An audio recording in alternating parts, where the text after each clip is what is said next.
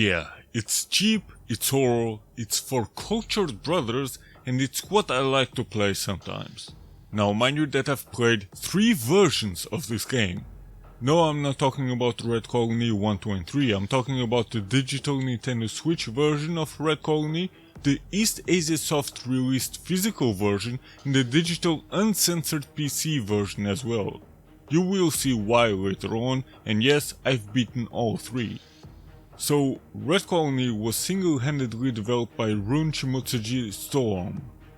What a name, and yes, supposedly that is his real name, or Runic Codes in 2021 for the Nintendo Switch and published by Shinyuden.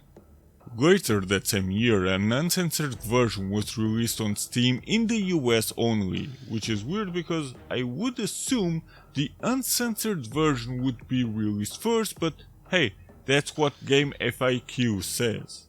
And finally, thanks to the absolute GOAT, PlayAsia and East Asia Soft, the Red Colony Trilogy was released for the glorious Nintendo Switch in 2023.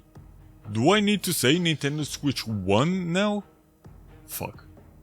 So this is a sexy horror game about a woman named Maria that woke up one night without knowing what happened to her or the world around her.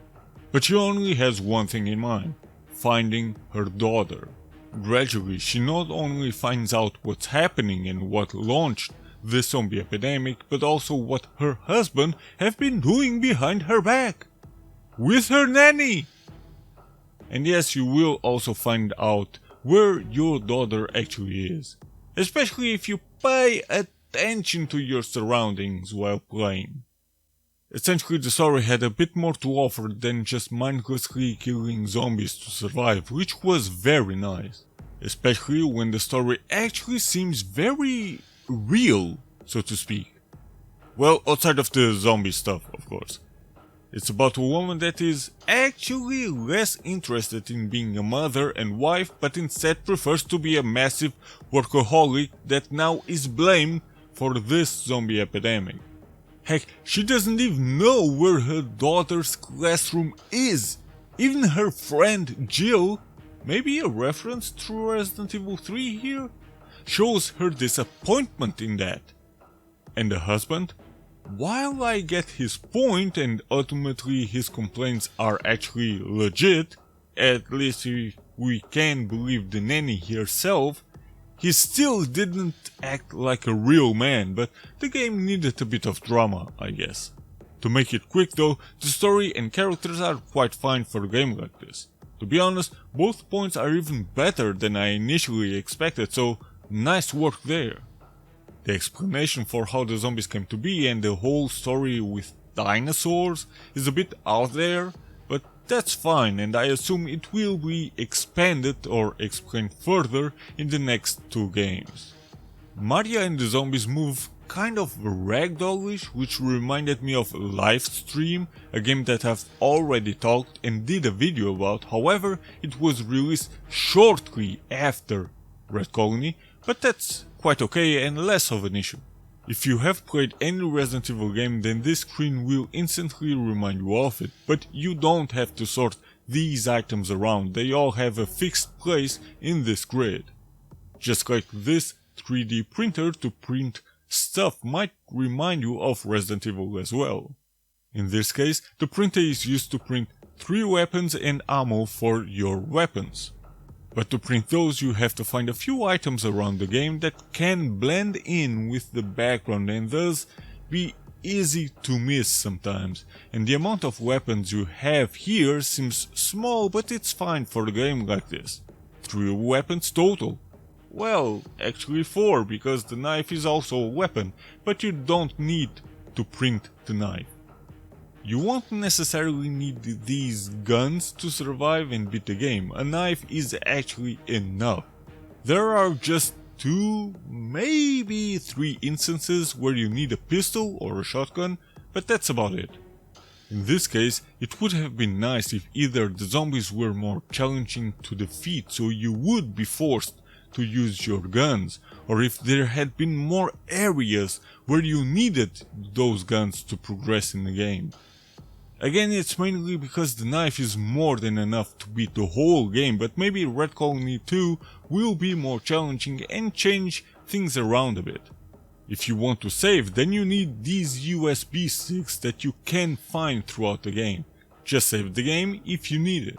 If you don't want to, then don't. So yes, the difficulty is rather easy, and also yes, you can easily beat the game in about 2 to maybe 3 hours with every single thing discovered, but that's fine, especially if you don't have much time on your hands. You have a few, let's call them saves, that you should open by using codes that usually are very nearby, so they are easy to find. Maybe a bit too easy at times. Sure, essentially many of these are puzzles, but seemingly I am too awesome to not solve these with ease. You also have to find these SIM cards to open a few doors, some of which are necessary to move on in the game, but don't forget that this last SIM card opens a door way back at the beginning. So just go back and open the door if you want to get more information about what happened in Red Colony, or on Mars. Oh yeah, they are on Mars. But outside of a few instances you don't really need to backtrack all that much. But sure, you can explore around, and there are a few interesting things to find, like this room. For the most part the game uses ambient sounds. There is music in the background, but it's exactly that. It stays in the background and is very minimal, if that, with a spooky tone to it, just like any good horror game should have. Also to enhance a few jumpscare moments the game has that work quite nicely.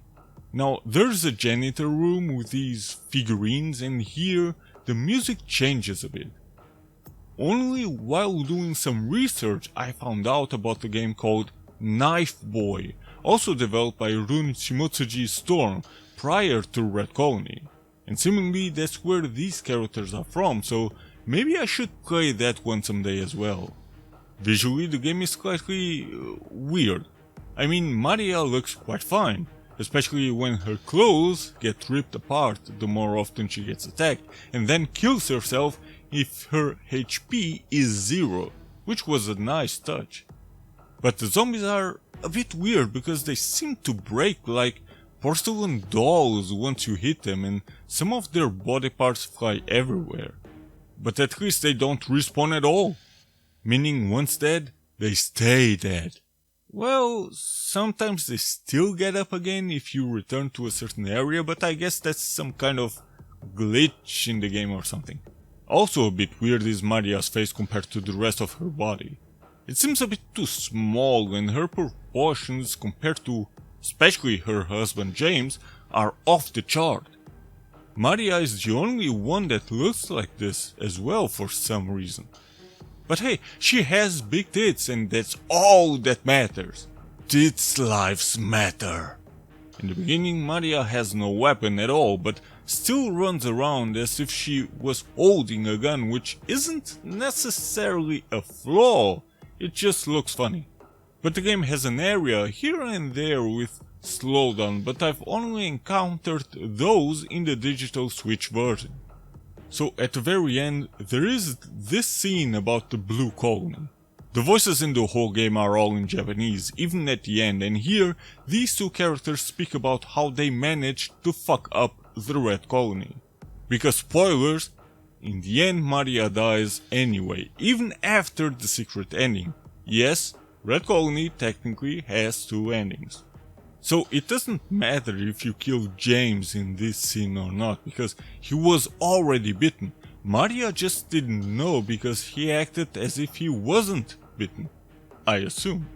Still, it could have been nice if it made a difference if you killed James or not. But these two characters are new and supposedly from the Blue Colony. But who are they? Sure, you may say that this chick's name is right there and that's fine, but notice the following. Notice the difference between the digital Switch version, the physical Switch version, and the uncensored PC version. The chick is different in the digital Switch version, and who knows who this dude actually is, but notice then the physical Switch version. I have no idea if this was intentional or not, if these chicks are from the following Red Colony games or not, but it's kind of weird that there is no definite post ending here, even though they play exactly the same way. Now, as mentioned, I've played all three versions, and if you want to be a real cultured brother, then play the PC version, because that one shows more nipples and you can play with a full naked Maria. I mean, who doesn't want that? Outside of that, there are no real major differences. But since the PC version came after the digital Switch version, then I assume this likely isn't a case of censorship. If you also are a collector though, like me, then the physical version is the one for you. That physical Switch version changed the dialog boxes and the game is a bit more stable to play, but outside of that, also nothing major. The uncensored PC version should have been included in the physical version though, but hey, whatever. So Red Colony is a cheap game, yes, but it was actually an interesting short game. Sure, it could have been done better, but considering this was done by just one man that is not woke, then he did a great job. Now let's see what Red Colony 2 has to offer, and next time maybe, just maybe, I'll do Red Colony 2 and 3 in one video, who knows.